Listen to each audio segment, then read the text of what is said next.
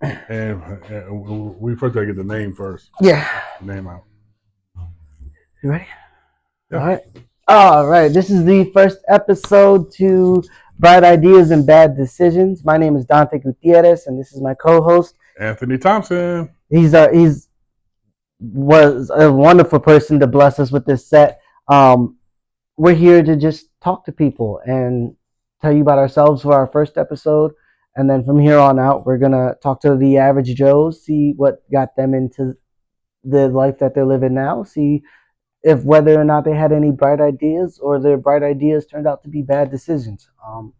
Because everybody's got their own story. Everybody's got their own vision, their own path, and I just want to learn what that is and learn from them and have other people learn from them as well.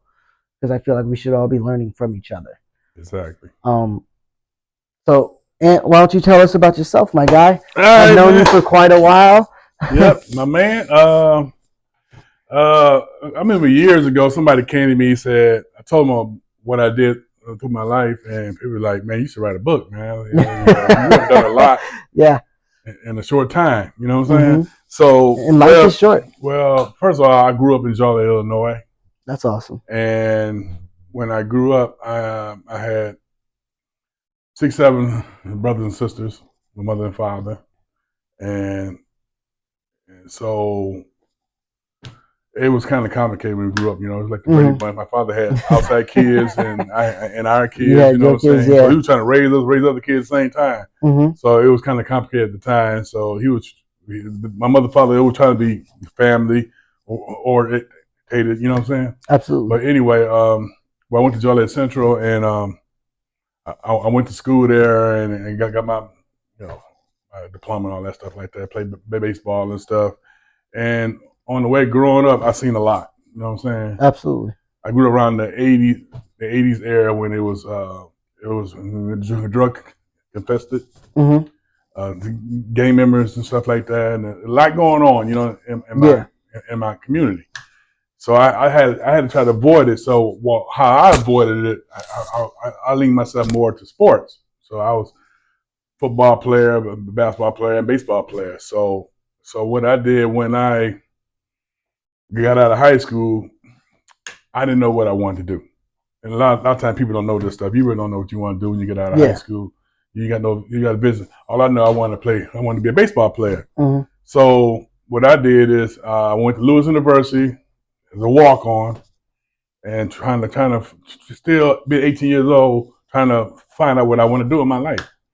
So I went there for 2.5 years and stuff, and I found on the way that I was having hard times with my classes and stuff, really getting good grades and playing baseball, and I was literally like a walk on trying to pay money, go to a school that I can't afford. Right. My parents didn't have the money and stuff like that. So I can recall my last couple of years there, my last years there at Lewis University, I was playing baseball, and I was a pretty good baseball player. You know what I'm saying? Yeah. Actually, my last bat at Lewis University was a home run. Hey. So I basically asked the coach if he can give me some money so I can pay for the school. Unfortunately, he didn't give me the money, so I had to drop out. Right. So that's the goods and the bads of a lot of stuff. You know what I'm saying? Mm-hmm. Especially when you drop out of school, you really don't know what you want to do. Yeah, absolutely. You know, I think a lot of people go through college just to figure out what they want to do. Right. You know, I think that's the point of college, or at least one of the points of college, is to figure out what you want to do, the path you want to go on, because it offers so many options. Right. And there's so many options open to us today. Absolutely. For us to be that we have to take that time to figure it out. Right. You know, and not a lot of people do that. Some people just automatically know. They're like, you know what, I want to be a doctor, and they spend their whole lives going through school to be a doctor. But not everybody's like that. Not everybody wakes up and knows exactly what they want to do. Absolutely, because people always see the good things about people. You know what I'm saying? Right. Being successful. They never. And this podcast is all about whatever happened. Right. How do you survive after dropping out of college? Exactly. You know what I'm saying? Yeah. Or how you survive just to survive. You know, to survive. Just the average Joe's trying to build, you know, and trying to be better, trying to be successful. Right. trying to get our name out there. And that's all people, I think, that's not all people want, Mm-hmm. but it is a big thing that drives society today. Is Yeah. everybody wants to be great. Everybody wants to be Jordan. Everybody wants to be LeBron James. But everybody can't be Everybody LeBron and can't Michael be. Jordan. Exactly. That's a diamond in a dozen. You know what I'm Exactly. saying? So, it's like when I dropped out, like I was saying earlier, when I went back home, Mm-hmm. around 1980s, it was kind of gangs and drugs is everywhere. And I was actually in that location of getting myself into a lot of mess. Right. So I had to make some quick decisions on what I want to do in my life. You know what I'm saying? Mm-hmm. So I decided to join the Army. I feel Thank you for like your service. I really didn't know, because I figured like maybe I'll go to the Army. I can use the GI Bill and go to college. Mm-hmm. Yeah, and that's what I thought I was going to use it for. But unfortunately, when I went to the military, it was kind of at a bad time. Right. The war situation was hitting off. Yeah, what was happening? The war was hitting it off, and I was like, wait a minute, I joined the military for this? Mm-hmm. All of a sudden I'm in the war. You know what I'm saying? Right. So I can honestly say the military really helped me out a lot. It showed me how to grow up real fast. Mm-hmm. And you know how it is growing up with your parents and stuff, and leaving home can be hard. Leaving home, leaving your mother and father. Absolutely. And especially when your siblings are there and you've got like people you love that you grew up with. Yeah. And like my little brother is my best friend. Right. And I lived literally down the hall from him, and we spent every day together. Right. So leaving home was the hardest for me to do, because I knew he was still there. Right. But that's just me. Like, not everybody's like that. Some people are quick to leave. Some people want to leave. And you're absolutely right, because when I left, I had a baby brother. Mm-hmm. At that time, I think he was like 19 years old. Like, leaving him behind, you know what I'm saying? Mm-hmm. He always looked up to me. Right. But only thing I was looking at is like, I'm trying to get my life together. Yeah, you're trying to fix yourself. I'm trying to turn my life around. Absolutely. You know what I'm saying? I didn't want to go to a certain route. Other people went. You know what I'm saying? Mm-hmm. So, because I saw all the goods and the bads of it. The drugs in front of me and stuff. Yeah. Be for real. I saw it in front of me, but I had to make right choices to not go down that. And not go down that route, because if I did, I probably wouldn't be here today. And I think at some point in time in everybody's life, they're hit with that choice of whether they want to go down that path or stay away from it. And I think that choice is a big make or break for some people. Yeah. Because some people can use that and make it. Mm-hmm. Like how many rappers we know that were in the game and chose to rap, and now they're famous. Right. Or just had anything to do with drugs. Yeah, because even though you rap, you can still. A lot of rappers today, they started because they were selling drugs to get money. Yeah, and they were just using that money to build themselves up as a rapper. But like that they used that as a pathway to get them with it where they wanted. Right. They didn't let that control their lives. Mm-hmm. Now, are there people that do that? Absolutely. Right. But I feel for those who don't who don't go down that path. Right. I absolutely saw, even when I was in the military, I had people come up to me that was selling drugs in the military. Mm-hmm. True story. And I was in the military, and plus I had a side job. A guy came up to me, he was a big time drug dealer. He was like, "Hey man, you don't need to be working at McDonald's while you're in the military." Right. I was doing that too, because I was trying to get a side job people can work a second job while you're in the military, and people don't know that. I was regular Army too. And so he was like, he showed me all this money he had in his pocket. He was like, "Man, you can make $100,000 a month." That's crazy. But it's a choice you make in life. Absolutely. So I didn't want to go that route. Mm-hmm. So people throw it in your face. You know what I'm saying? Yeah, they'll say this is what you can do. You can do, but like I said, a lot of things I had to make the right decisions, or I wouldn't be here today. Absolutely. So unfortunately, when I went in, I had a best friend. He lived back here. He didn't go in with me. He didn't want to go to the military, and unfortunately, years later, he lost his life. I'm sorry for your loss. Because he was into the gang stuff and got got shot. You know He what I'm made saying? those choices. Yeah. So choice you make. I'm in a war, and it's a war right here in the street. Right. You know what I'm saying? It's like you left one war to come home to another. Right. You thinking you come back from the Iraq War, you gonna come back home, everything's safe. It ain't safe home. Mm-mm. It ain't safe here. I don't You know think what I'm it's safe anywhere. It ain't Like safe. the state of the world today is crazy. Yeah, man. So that's some of the things I went through and stuff. Tell me something about your life. I was born and raised on the west side of Chicago. Literally down the street from the Green Line. Mm-hmm. And then 2 weeks before I went to high school, my parents decided to move into Lamont. Mm-hmm.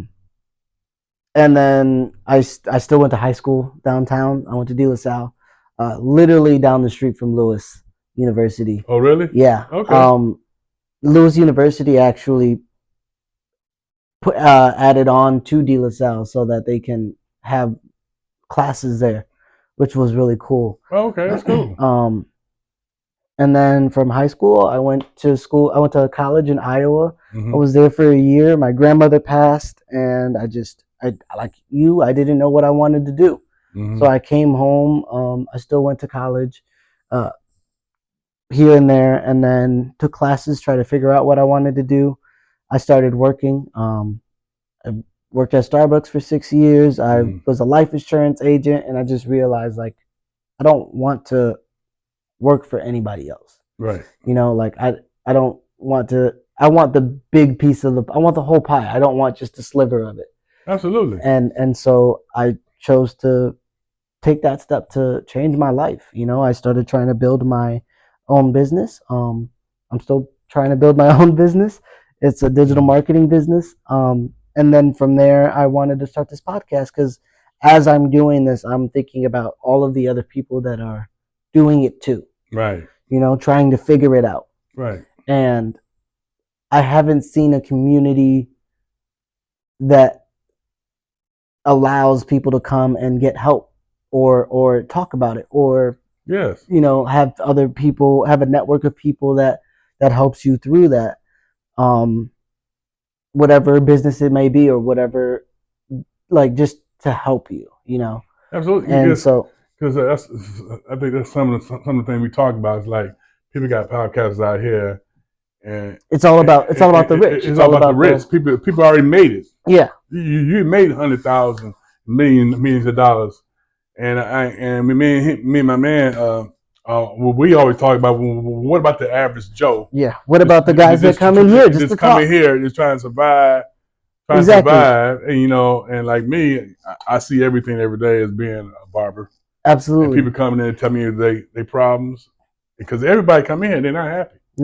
Not everybody, no. But I gotta find a way to make them happy. Yeah. Encourage them and get them to take that step. And I feel like that's a really big piece in becoming successful is taking that first step. Yeah. And so like that was really big for me to walk away from being an employee to trying to build something for my own, because this is something I can pass down to my children. This is something I can build an empire with, because that's what I want to do. I want to build an empire overall. Because I was kind of in the same boat as you when I got out the military. Mm-hmm.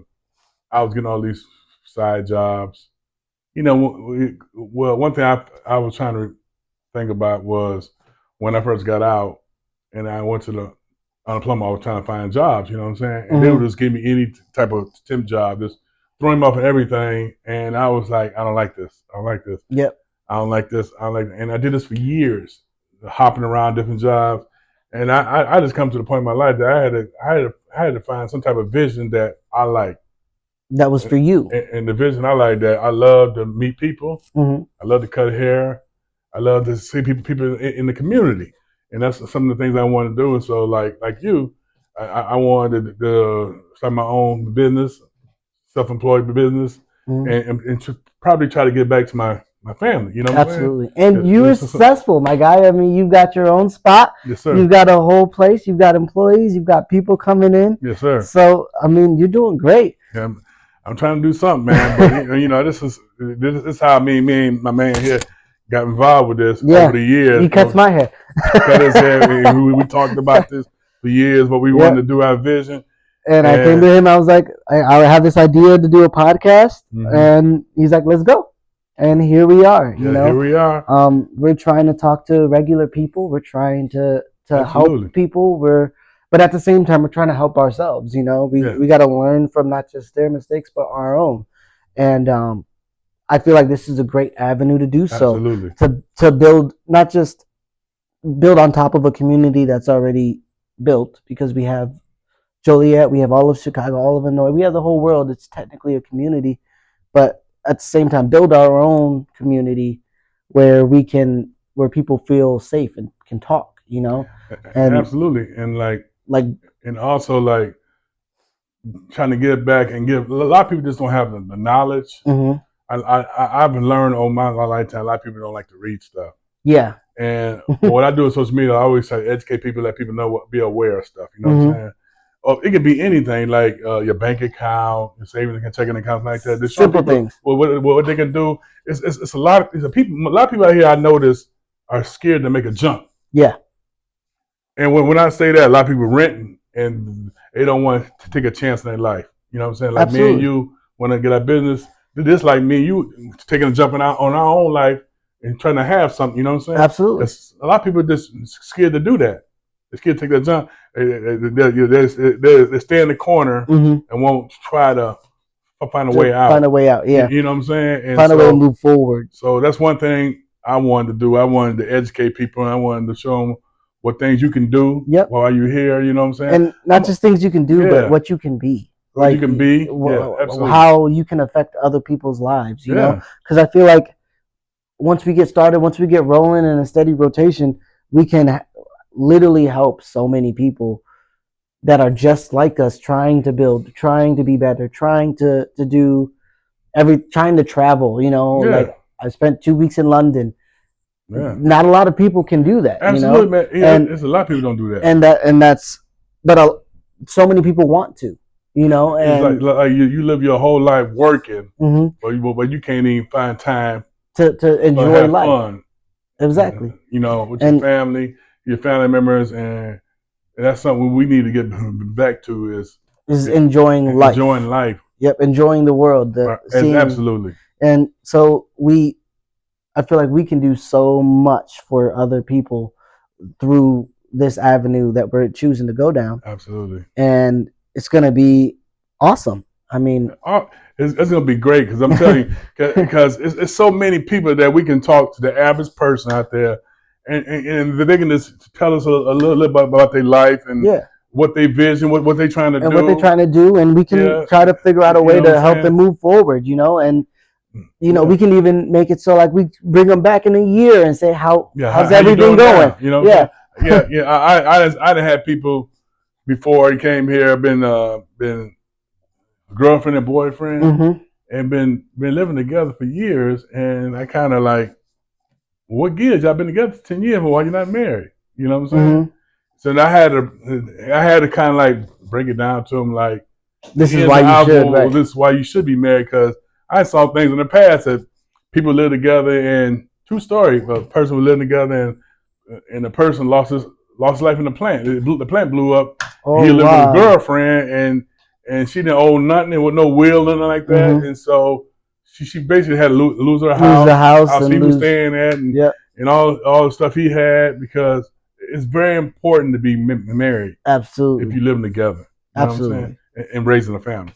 But this is gonna be awesome. This is gonna be awesome. Just the vision that me and you got on things we want to do, who we want to talk to, and and we're gonna have different segments. So we're gonna talk to everybody from from every different walks of life: lawyers, doctors, regular people, warehouse people, you know, drug dealers, gang members.